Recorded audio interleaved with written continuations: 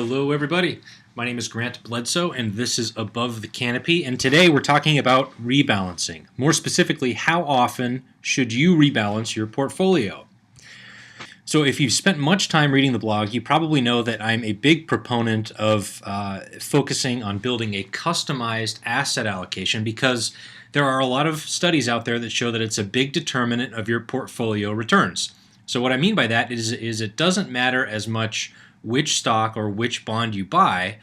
Really, what matters more is whether you buy stocks or bonds or commodities or real estate or hold cash in your portfolio. The asset allocation decision is a bigger factor in your portfolio returns than individual security selection. There were a couple studies that confirm this that go back to the 70s and 80s, I believe, that said that over 90% of your portfolio's returns will be determined by asset allocation. More recently, there have been a couple studies that kind of criticize that 90% number, but even if it's not quite 90% of your total returns, we know that the decision between stocks, bonds, cash, and other asset classes is going to be the major factor in your portfolio's risk and returns. So, if you've ever managed a portfolio on your own, either yours or somebody else's, or you've paid attention at all, you will know that your asset allocation will change over time as the market fluctuates. So for example, if you start with a portfolio of 60% stocks, 40% bonds, that's going to bounce around over time as stocks and bonds fluctuate. So, for example, after a market appreciation, you might end up with an allocation of 70% stocks and 30% bonds, especially because stocks and bonds tend to trade inversely to one another. When stocks appreciate, bonds tend to depreciate. That's not always true, but that's what does tend to happen over time. So there are a couple main ways that you can go about rebalancing your portfolio. There are a few methods that professional investment managers tend to use. First, you can do it over specific time periods. This is called periodic rebalancing. You can take a look at your portfolio maybe once a month or once every couple months or every 6 months or every year and rebalance over specific time periods. The issue with this is that it doesn't account for large swings in the market. So for example, if you decide you want to rebalance your portfolio once every 6 months and the market crashes maybe a week after your last rebalance, based on periodic rebalancing, you're not going to take another look at your portfolio for almost 6 months, and it has the potential to kind of swing and stray farther away from your optimal asset allocation. The other main way that investment managers tend to rebalance is called risk threshold rebalancing. This is also known as using tolerance bands. So rather than saying, I want to rebalance my portfolio every so often, every couple months or every year, you can have tolerance bands saying that I'm not going to allow my portfolio to stray farther than 10% out of balance. For example, you can have narrow tolerance bands that say I'm not going to allow it to swing more than maybe a half or 1% out of balance, or wide tolerance bands where you might allow them to stray 10, 15, 20, even 25% in either direction. This method really works best when you have technology to help support the monitoring of your portfolio, because you really want to take a look at this on a constant basis rather than once a week or once a month or once a year to make sure that you're always within these bands.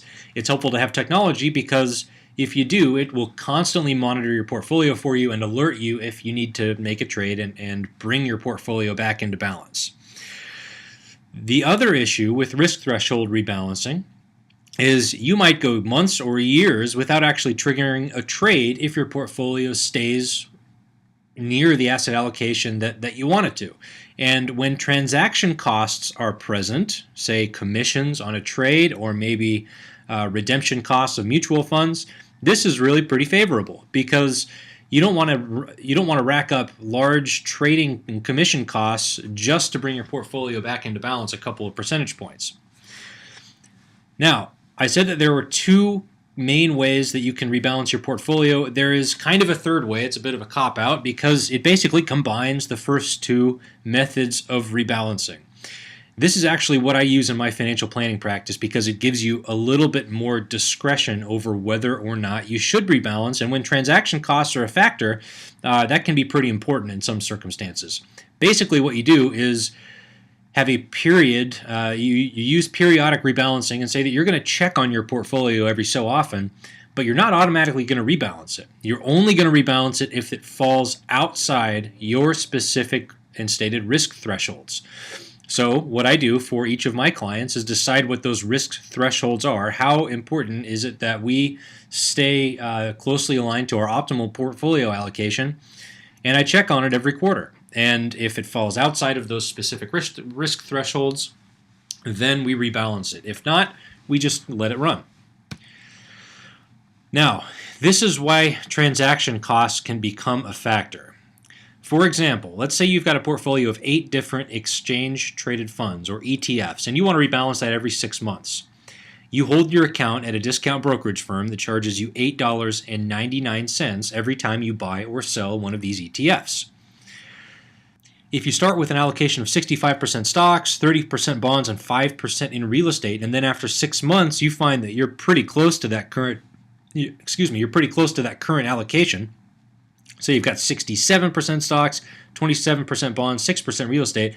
That's very close to where you want to be in your optimal target.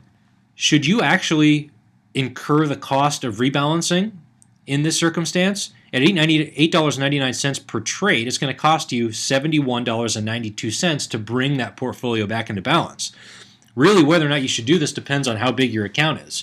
If you're funding a Roth IRA for the first time, for example, with a $2,000 contribution, $71.92 is 3.6% of your account. And in that circumstance, 3.6% of your account is probably not worth it because that's a pretty significant cost.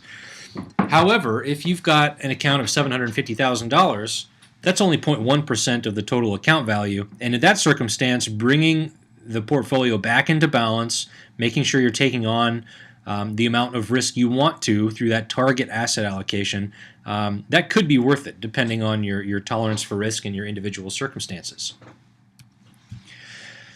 So that begs the question, say you've got that $2,000 account, you're contributing to a Roth IRA for the first time, and you don't think you need to rebalance. What happens if you never rebalance your account? Well, in the long run, the assets that you have in your account that are higher on the risk-return spectrum are going to out-compound the lower risk-return assets. What that means is that stocks will constitute a larger percentage of your portfolio over time. So here's another example. Say we start with that 60-40 portfolio and we average 10% per year return in our stocks and 5% return per year in our bonds. If we start at 60-40, the stocks are going to out-compound and grow faster than the bonds are, and over time they'll constitute a larger percentage of your portfolio than bonds will. And after 30 years, after you start with a 60-40 allocation, you're going to be north of 80% stocks and less than 20% bonds. That kind of brings us to the whole point of rebalancing. And the idea here is that there is always a spectrum of risk and return. And the reason that we focus on asset allocation in the first place is to make sure that your portfolio falls at the ideal point along that risk-return spectrum that's right for you, based on your individual circumstances, based on your tolerance for risk. If we don't rebalance ever, your portfolio is going to stray from that optimal point along the risk-return spectrum. If you have a looser rebalancing policy, either because you decide that you want to rebalance less frequently or you want wider tolerance bands, or both perhaps, that means that you're going to stray farther from this point, and over the long term, you will veer towards a more risky portfolio. On the other hand, a tighter policy means that you're going to stay closer to that optimal point along the risk-return spectrum because you're going to be taking risk off the table as you veer closer towards a heavily concentrated stock portfolio. Here's another point to consider as you develop your rebalancing strategy, and that's that whatever strategy you employ, it's going to reflect either a tilt towards momentum or value strategy, investing strategies. And what I mean by that is in momentum investing, you're buying a security with the expectation that its current trend will continue. So, for example, you might buy a stock like Netflix or Amazon because they've performed very well and you expect that growth to continue. On the other hand, a value strategy means that you're seeking to buy mispriced securities that are worth more than they're currently trading at. And it tends to expect a reversion to the mean. So you might buy a stock that's a little bit more stable, like, I don't know, GE or JP Morgan, Wells Fargo, Big Bank, or Coca-Cola, something like that, after a recent sell-off because you believe it's going to bounce back toward its long-term trend.